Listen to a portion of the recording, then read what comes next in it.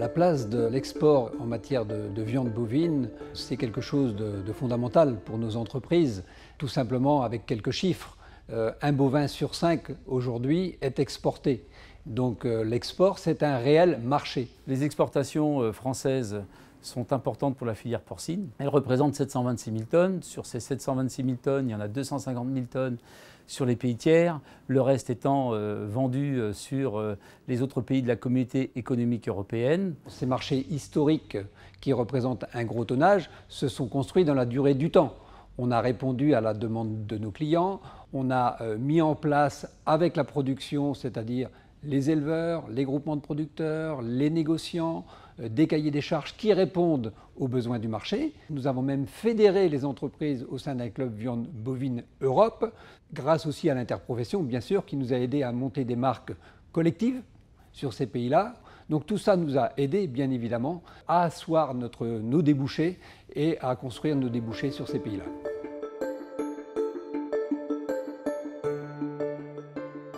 Les entreprises françaises sont toujours mobilisées pour exporter plus sur les pays tiers, source de valorisation de notre carcasse porc. Les perspectives de développement sont importantes.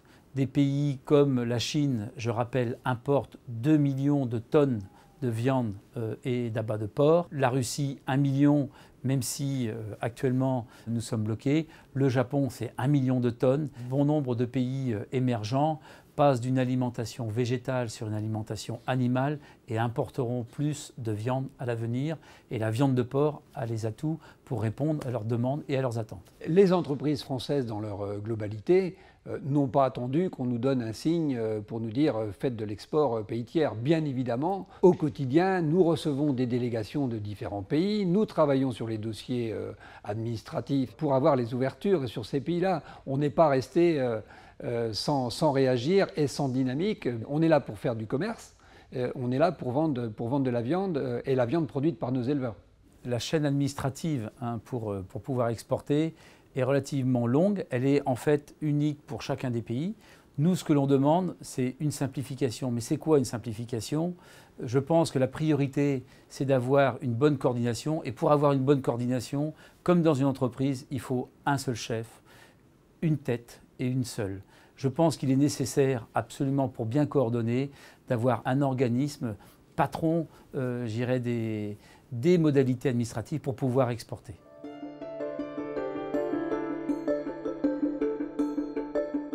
L'exportation, ça se prépare. La première étape, c'est obtenir les agréments, soit avec les autorités françaises, soit avec les autorités européennes, qui est notre droit à exporter. Exporter, ça ne s'improvise pas. Il faut derrière tout un schéma de professionnels. Le professionnel, ça démarre par l'éleveur, bien évidemment. Ensuite, c'est le fournisseur, parce que derrière, nous avons des clients réguliers. Oui.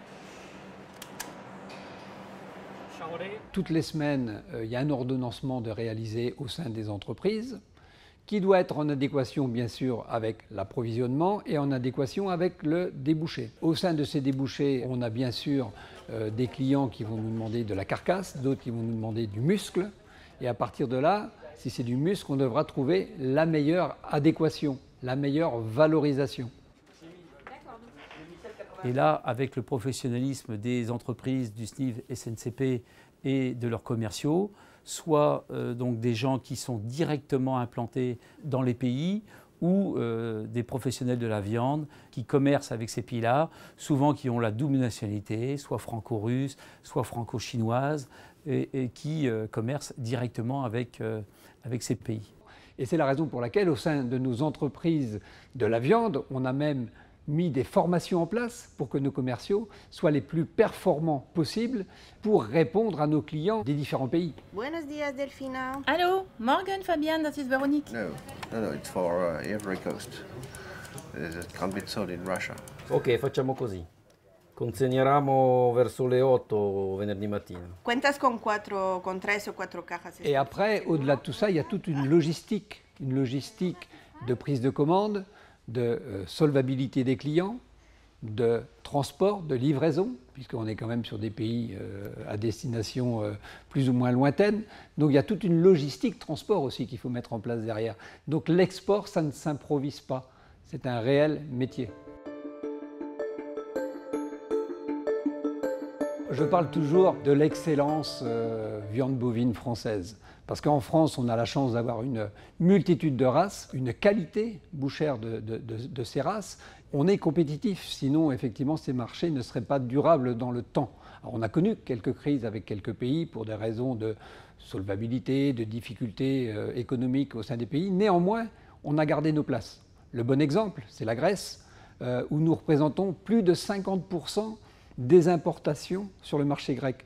Donc, malgré leurs difficultés de solvabilité, on a conservé une part de marché très importante sur ce pays-là. Pour nous faciliter les exportations, il convient d'ouvrir de nouvelles portes, c'est-à-dire d'obtenir de nouveaux agréments sur l'Australie, je pense, sur la Nouvelle-Zélande, et que les entreprises aussi se mobilisent pour agréer des outils sur les États-Unis.